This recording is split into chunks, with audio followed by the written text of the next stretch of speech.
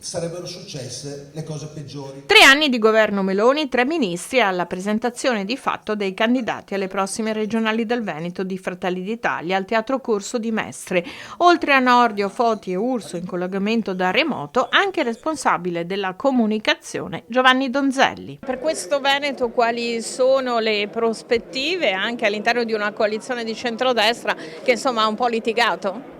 No, la coalizione non ha litigato, la coalizione ha trovato il giusto assetto, è una coalizione di governo. Anche in Veneto, dove c'è da sempre una tradizione buon governo, vogliamo dare il contributo come Fratelli d'Italia per migliorare ulteriormente, per rafforzare la coalizione, rafforzare il Veneto che può essere sempre di più locomotiva d'Italia. Quindi il nostro contributo è propositivo per le aziende, per il lavoro, per la produttività, per anche tutti gli altri settori, il turismo, l'agricoltura.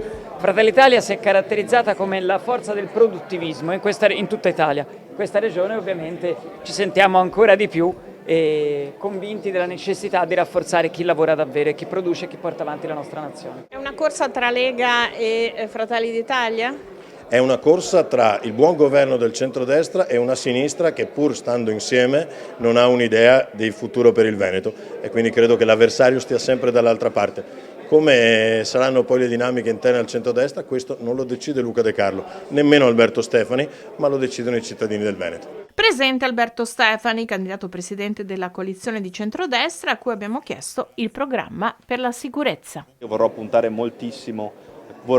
puntare moltissimo nella collaborazione con gli enti locali che tra l'altro per la stragrande maggioranza sono governati dalla coalizione di centrodestra, anche per prevenire determinati fenomeni di degrado e di illegalità. Oltre a questo, per quanto riguarda la sicurezza negli ospedali, vogliamo continuare l'operazione di presidio negli ospedali e anche collaborando con le forze dell'ordine e garantire quindi sicurezza nelle strutture pubbliche, in particolare nelle strutture sanitarie.